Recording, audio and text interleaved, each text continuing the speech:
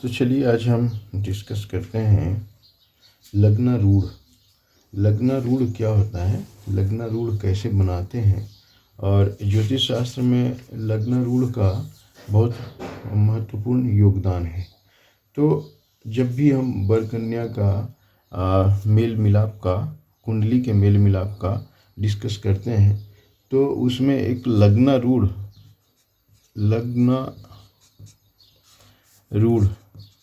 की स्थिति आती है और उसका विचार करना भी अति उत्तम होता है। तो लग्नारूढ़ या इसी को ऐसे भी बोलते हैं पद लग्न, है ना। लग्नारूढ़ या पद लग्न, ये आइए हम डिस्कस करते हैं कि कैसे इसको देखा जाता है और कैसे इसको मीन्स फाइंड आउट किया जाता है कि लग्नारूढ़ आखिर होता क्या है ना। तो लग्नारूढ़ को समझने के लिए सबसे पहले हम एक कुंडली बना लिए हैं और इस कुंडली के बेसिस पर ये फाइंड आउट करेंगे कि लग्नारूढ़ कैसे बनता है। तो अब बात आती है कि पद लग्न या लग्नारूढ़ को कैसे फाइंड आउट करेंगे। तो अब क्या है कि इस विषय वस्तु का वर्णन ज्योतिष का प्रसिद्ध बुक है, किताब है, जिसका नाम है सर्वार्थ चिंतामणि।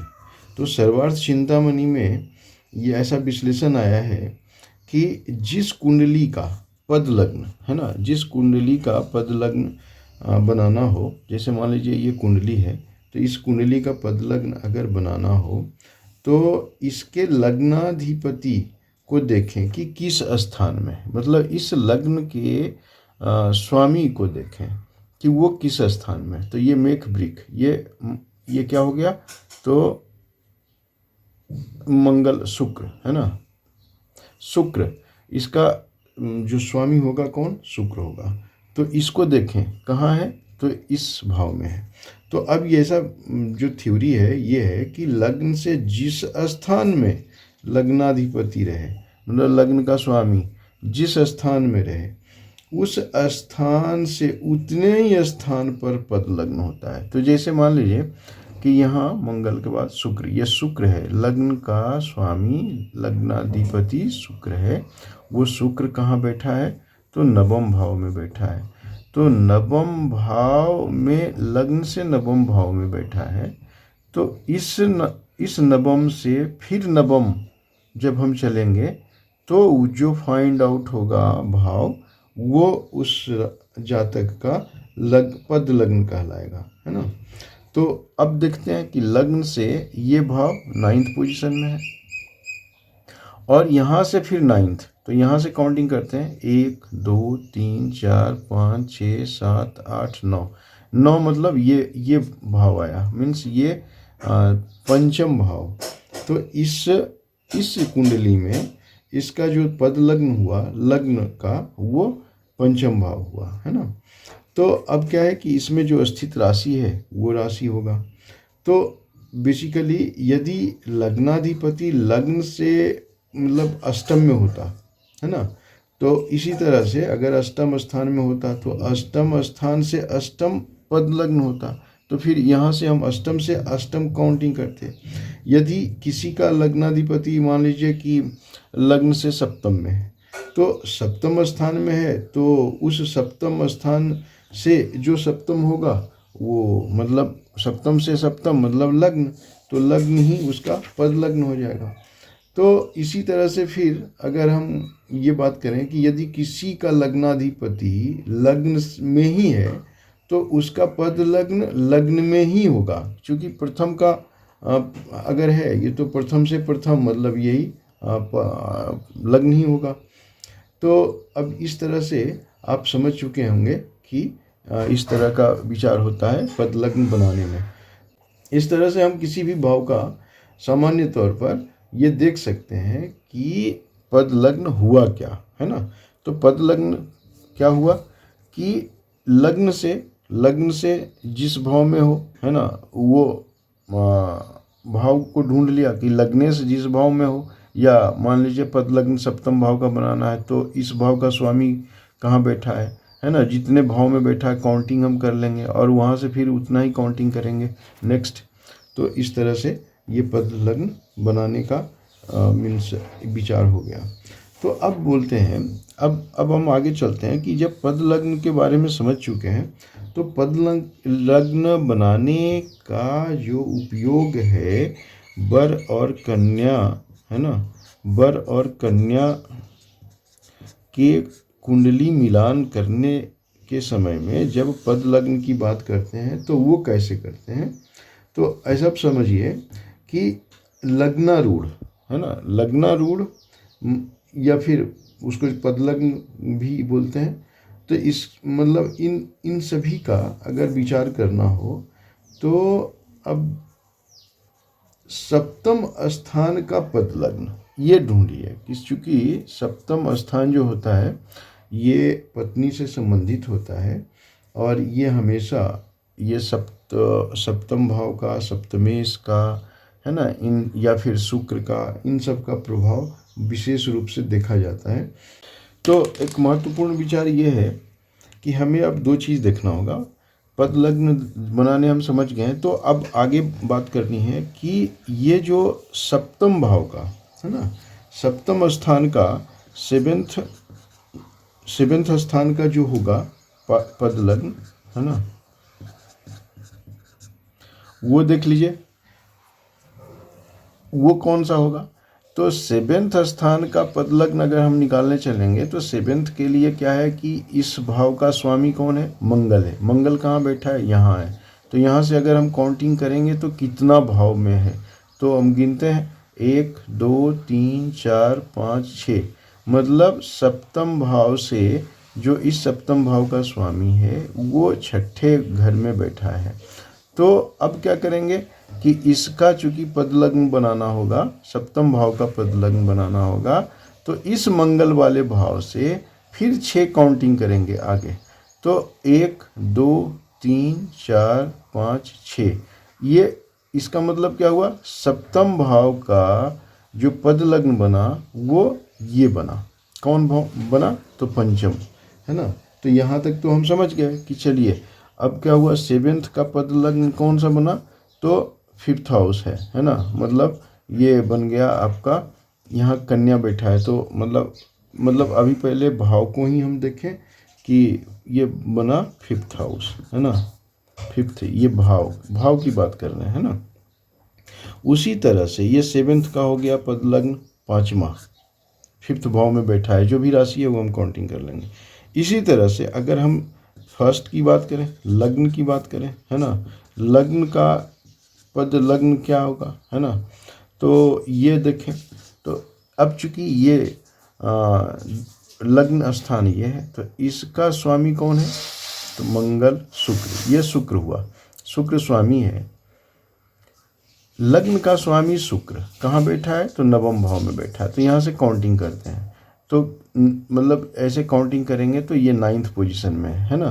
तो ये अब हो गया कि 9th में है, यहाँ बैठा हुआ। अब इसका पद लग्न, चूँकि लग्न का स्वामी नवम भाव में है, तो अब इसका पद लग्न बनाने के लिए हमें यहाँ से 9 काउंटिंग करना होगा।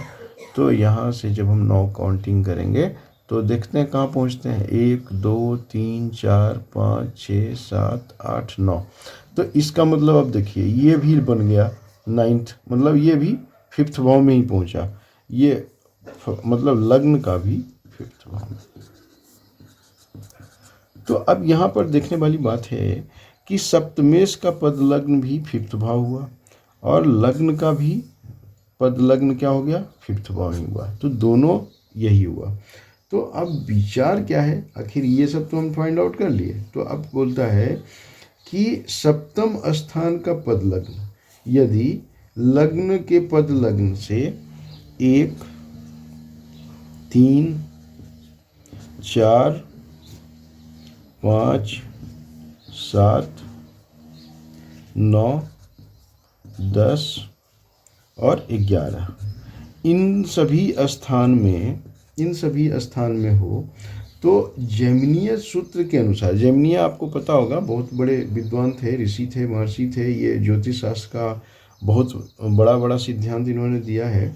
तो जैमिनीय सूत्र के अनुसार बोलता है कि इन सभी स्थान में पढ़े। तो जैमिनीय सूत्र के अनुसार क्या है कि स्त्री पुरुष में परस्पर प्रेम होता है, मतलब इसमें शुभ माना जाता है।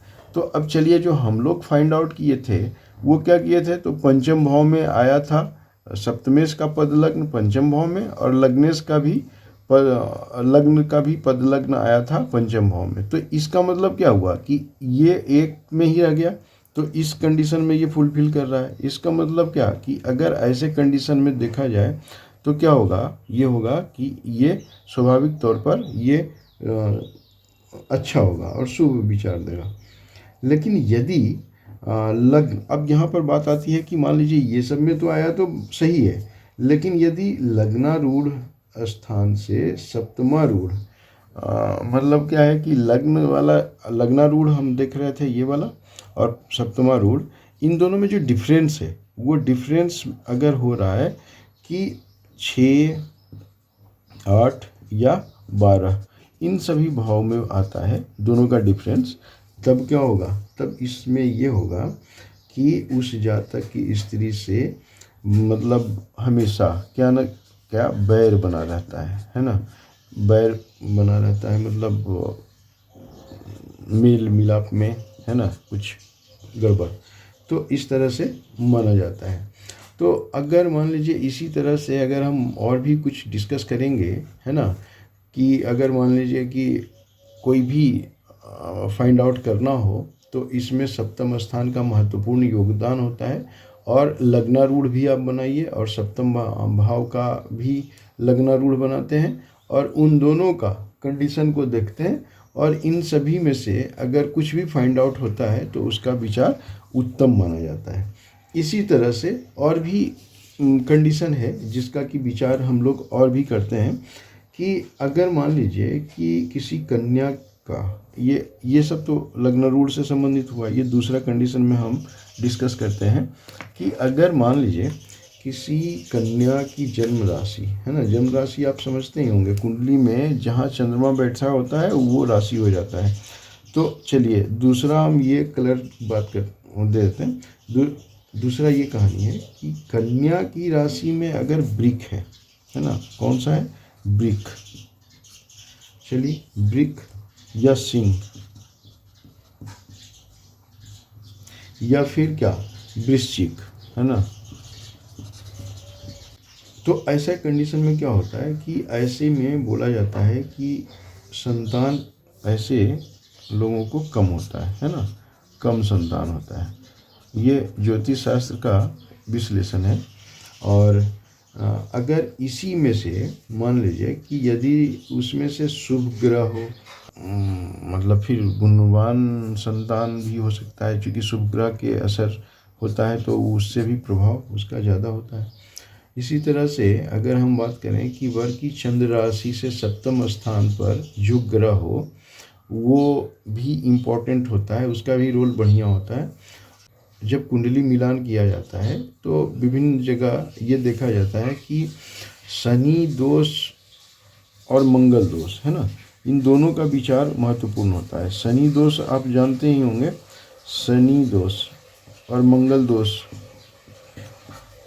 ये दोनों महत्वपूर्ण योगदान रखता है। तो वैसे अक्सर क्या होता है कि मंगल दोष पर सभी विचार करते हैं, लेकिन शनि दोष को लोग इग्नोर कर देते हैं, छोड़ देते हैं। तो ऐसे कंडीशन में क्या है कि आप जानते ही होंगे कि वर या कन्या की कुंडली में अगर देखा जाए तो 1, 4, 7, है ना, 8 और 12, इन सभी भाव में इन सभी में मंगल दोष पाया जाता है ना। अगर मंगल इन सभी भाव में बैठा है तो मंगल दोष पाया जाता है। तो इस मंगल दोष को अगर कुंडली के मतलब कन्या की कुंडली में अगर है तो उसको वैधव्य योग भी बोलता है, और वर की कुंडली में है तो स्त्री हंता योग बोलता है।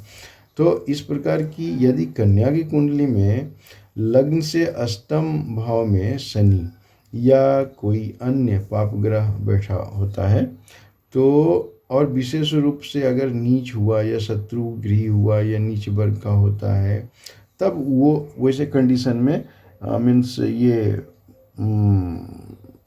वैधव्य योग वगैरह का भी प्रभाव होता है, तो वो अनिष्टकारी होता है ना। इस तरह का समझना चाहिए। और यदि वर की कुंडली में द्वितीय या सप्तम स्थान में पाप ग्रह हो तो भी वो स्त्री अंता योग बनाता है।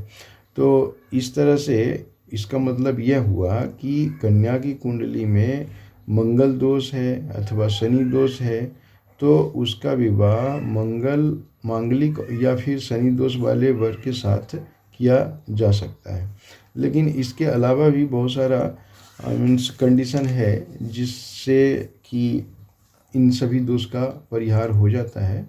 तो इसी तरह से अगर बात करते हैं तो तत्व का भी विचार किया जाता है। तत्व से संबंधित हम बात करें कि अगर कुंडली में तत्व की भी बात आती है और राशि को बेसिकली कई तत्व में डिवाइड किया गया है। कुछ अग्नि तत्व, पृथ्वी तत्व या जल तत्व का मतलब विचार किया जाता है। तो उसमें परस्पर मेल और विरोध के विषय में ही मीन्स समझना चाहिए और विचार करना चाहिए।